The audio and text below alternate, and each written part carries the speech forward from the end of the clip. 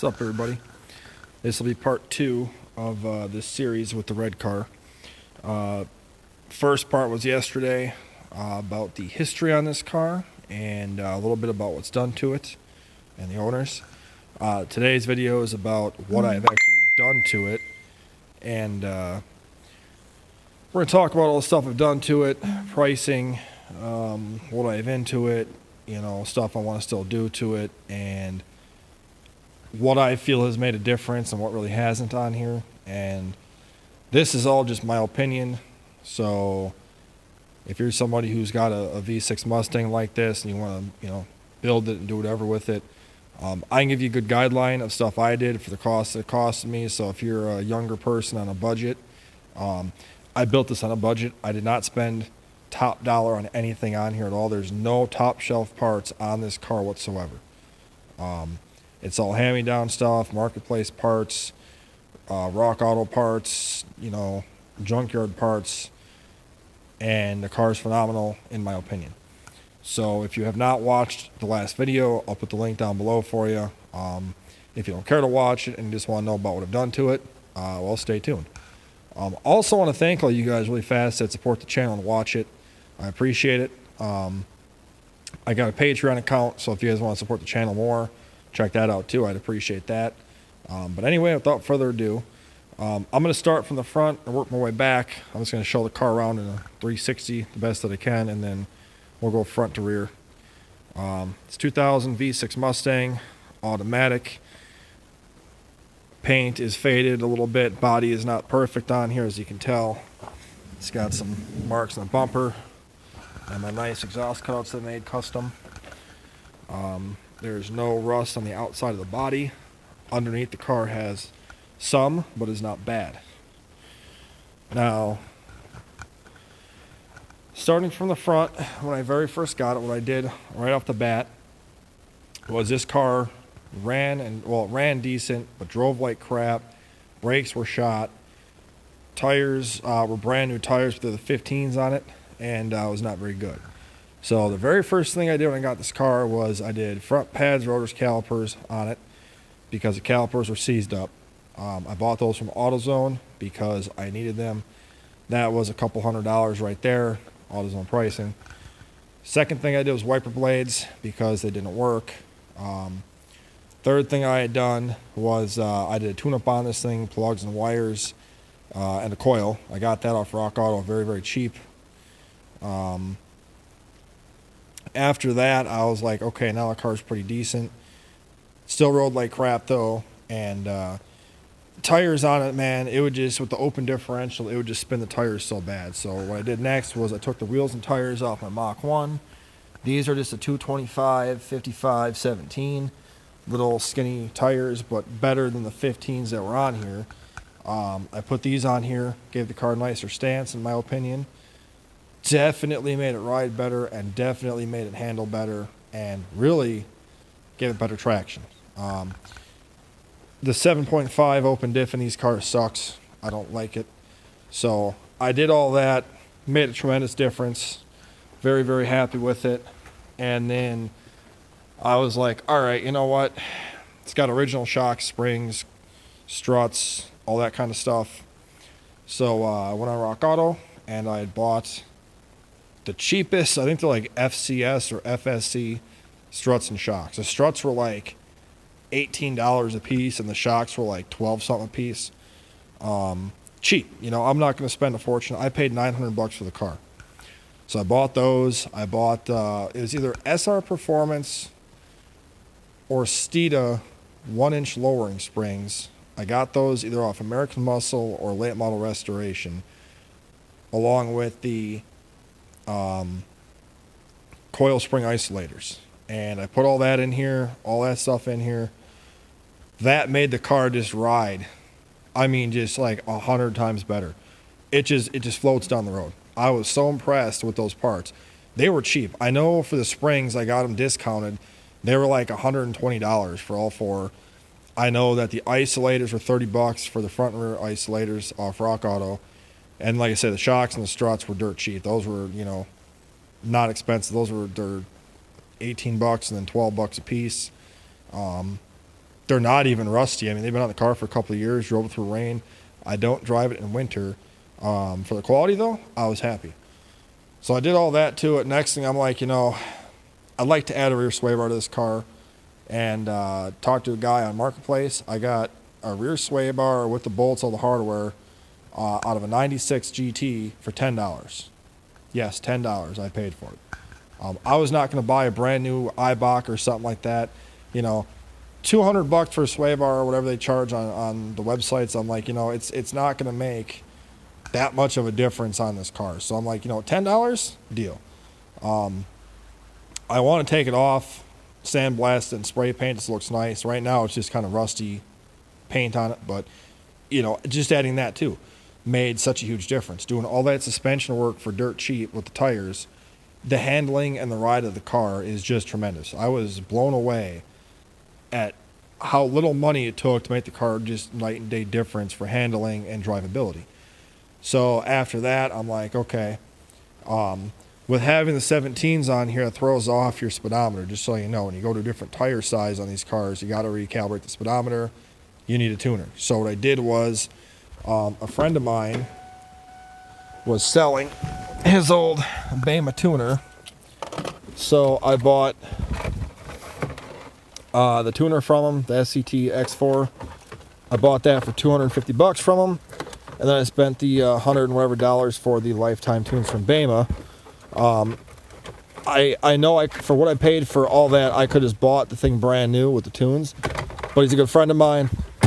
I wanted to help him out, so I did. I also bought a key fob for it because the car only had one key. So I bought a key fob and programmed that. I also put in a Bluetooth stereo because that crappy cassette thing didn't even work in this car. Put a steering wheel cover on it because the steering wheel is actually in pristine condition. I took the old cover off, and it's a brand new steering wheel. I was shocked. Just like the door pull in here, original door pull, not broken at all. I also had detailed the car, put in floor mats. What else did I do in here? I think that was it. And what was I trying to think in here now? Oh, the speakers. I did not upgrade the speakers yet, but I will be soon. But other than that, the interior in this car was in excellent condition. It was just disgustingly dirty. This thing was the dirtiest car. It was terrible. But I ended up getting all that done. Got the car cleaned up nice. And then after I did all that and I had the tuner, I did the 93 octane race tune, all stuff like that. I didn't have it on the 93 tune, but I got the custom tunes, whatever. And then I bought a $40 cold air intake off Amazon, which does nothing, honestly. It's absolutely garbage. It's actually smaller diameter than what the stock intake was. Didn't know at the time it was $40. I'm like, oh, I'll throw it on, make it look nice, and get some cooler air from the fender well. Eventually, I'm going to change it out for something better because it just doesn't look that good. And I know I said start front to rear on the car, and I kind of lost track of doing that, but whatever. So I did the cold air intake on it with the tune, and then I'm like, this open differential in this thing is such a piece of crap. I hated it. And the right axle seal in the back was leaking like crazy, and I was like, you know what? I'm going to toss in an 8.8. Went online after a little bit of searching. A guy in Illinois had an 8.8. He said it was out of an 03 Mustang GT. $200. Drove 2 hours to go get it, and it was in pristine condition. There was not a speck of rust on that thing. Came with pads, rotors, calipers. It was set up. But the studs, the weird thing was every single stud was completely just trashed. It looked like somebody had taken a hammer and just destroyed the threads in every single one of them. So I bought all new studs for the rear end. I got it home, and I initially had bought, because this was a daily driver, so I was not looking to make a race car. I just wanted something nice to drive, 0 to 65, going to work and back, and that was it. So I'm like, I'm just going to get 373s. I wanted 410s, but I broke down and bought 373s. Guy had a brand new set, unopened, on Marketplace. Went and bought them. Get home, and it's a used set of 327s. So went back to his house and worked that all out, got my money back out of that. And then I was going to order 410s because I was like, you know what? I like 410s better. And then I'm like, you know what? I don't know what I'm going to do. So I'm like, you know what? I'll do that later on. The rear end when I got it, though, the right side axle bearing was actually bad. So I pulled the cover off to change the fluid out and just rebuild the differential in there. And it actually had almost a brand new set of 410 gears in it. I was like, awesome. So I lucked out there. But the rear end itself needed a right side axle bearing, the 2 bushings on the top that go for the lower control arms, and then, upper control arms. And then the pinion bearings looked pretty bad. So I took the whole thing apart. It got both axle bearing seals, rebuilt the entire end. Every bearing and seal in there and race is brand new. Rebuilt the limited slip itself with all new clutch packs. Set the pinion nice, put it in there, and then I did the these calipers were original to the car, but got pads and rotors on it, and then after that, what else did I do? I did that, and then I think that was all I did at the time. I left it alone. Oh, no, then after that, I decided to do long tube headers, off-road X-pipe, and a catback exhaust. I bought pace setter long tube headers. They were absolute junk. If you've watched the channel, you know. I've had them on and off tons of times. They rub on the frame. They rub on the K-member. I had to bash them in. Nothing fit right. I had to customize to make the mid-pipe work. And then I bought a SR Performance catback for this thing back in the summertime and put that on. I'm going to end up taking off the whole exhaust except the catback, and I'm going to go shorty headers with just a normal X-pipe on here because these long tubes are just junk. They hang so low they actually scrape going into my garage, which is interesting because these long tubes are lower to the ground than the long tubes on the Mach 1 are. Go figure that. So just keep that in mind. I mean, this car is only lowered an inch all the way around, and they scrape bad. Like they're really close to the ground. After the exhaust, I was driving home one day and the alternator went bad. So I replaced the alternator, the belt, and then I did a thermostat, upper and lower coolant hose, obviously coolant, and then the strut tower brace here, I painted it myself. I actually got a color match to match the car, and that's off of a 98 Mustang GT. It's a stock one off a 98 Mustang GT, and I brought it to work. I painted it really nice. I paid $30 for that from the guy, and all you gotta do to make it fit is cut out that little piece right there.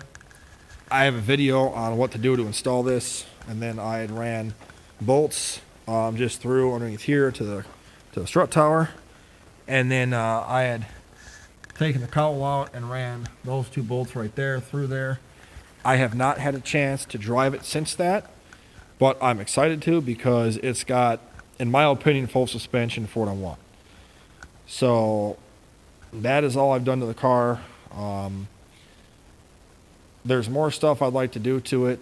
It is an automatic. I've been debating on going through and doing a shift kit, a torque converter, and then if I could find an Eaton M112 or something to do on this, that's all kind of in the air.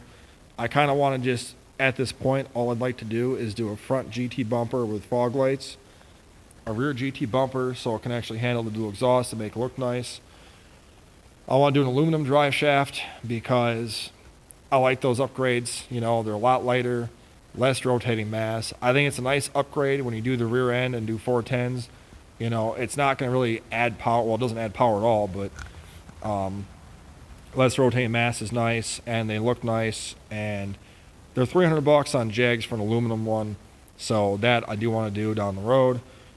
And then after that, all I plan to do is just a nice set of seats in there, and then nice speakers, and I'm going to call it good with that for now. So that's basically the build on the car so far. I'm not going to go through and spend money on thicker sway bars and subframe connectors and all that kind of stuff.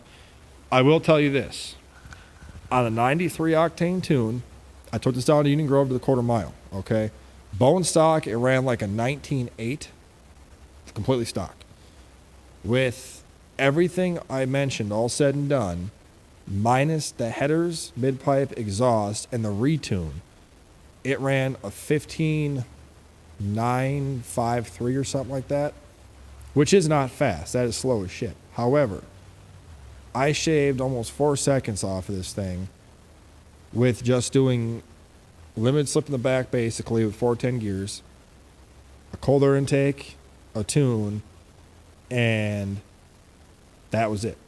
And suspension too, but you know, I got that much more time off with just that stuff. Now, having long tube headers, off-road X, and a cat back, I'm expecting a lot more. One thing I failed to mention I did on the back of this too, I added the quad shocks in the back. I got the brackets for $10 from the same guy I bought the sway bar from. You can't really see it, but I added quad shocks in here, and I just bought the Monroe quad shocks offline from Rock Auto. They were like $30 a piece, so I got those. And then I also had replaced the rear bumper support in the back. It rusted out. I don't know if you can see this or not, but I had replaced that and painted it really nice. I gotta still fix this rust a little bit right there. It's mostly surface rust right there. I want to just sand it down, make it look nice, and repaint it. But yeah, so that's basically what's all done to the car. I will say this: the little bit of money I spent in handling mods that were cheap, I spent thousands of dollars in the Mach 1 here. Okay, now obviously they're two separate cars. I understand that, different weight, all that shit. This has Coney front struts with Bilstein shocks, Bilstein quad shocks. It came with subframe connectors from the factory. It's got tubular rear control arms from Amazon that are garbage. And the car honestly rides like a tank. It's got BMR springs in it. It's got the Eibach really thick front sway bar in this thing, and I got a rear shock tower brace in there. And it does not ride nice at all. It rides like shit. Also, I forgot to mention, one more thing I did to the back of this too. This has Summit Racing tubular control arms in the back. They're rated for 400 rear wheel horsepower.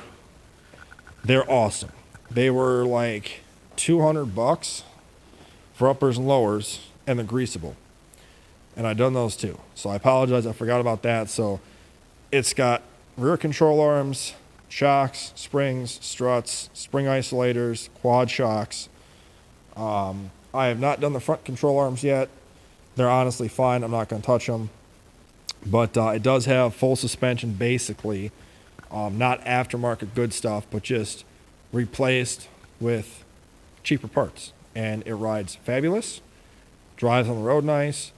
Off the line, if you put it in first and load the converter, it gets off the line really nice. 0 to 65 in this thing is pretty quick. I got a video of it before I did the exhaust. 0 to 80. I'll put a link down below. And it got up pretty well. I was happy. I'm really, really, really excited to see what it will do this year with the different stuff I've done to it. I'll be making, once spring comes, I can get down to the track. I'll make some videos of the quarter mile. And my goal is to get down in the 14s with this car. 14,999 is all I want to see NA. You know, just the way it sits. We'll see if I can or not. But for now, that's what I've done to it. And any questions or any comments, let me know. I'll answer them for the best that I can. I'm going to fire it up so you can hear the exhaust. I don't know how it's going to sound in the building, being that there's a wall there and that's, well, on a video. But also, this car's only got 146,402 miles.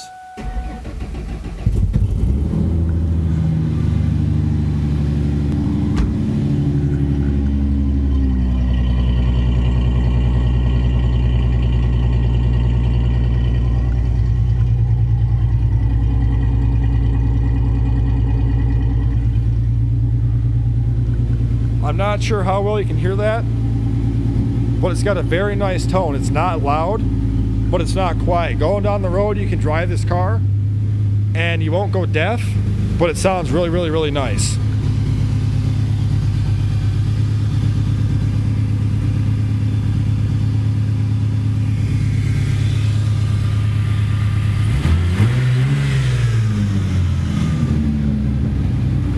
I like how it sounds though. It sounds pretty cool.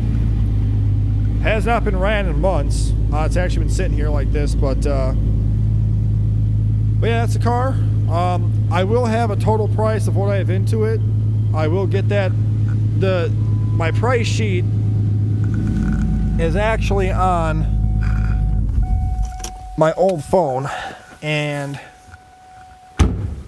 I can't find a charger to fit it. It's an old micro USB charger, so I'm going to end up finding one.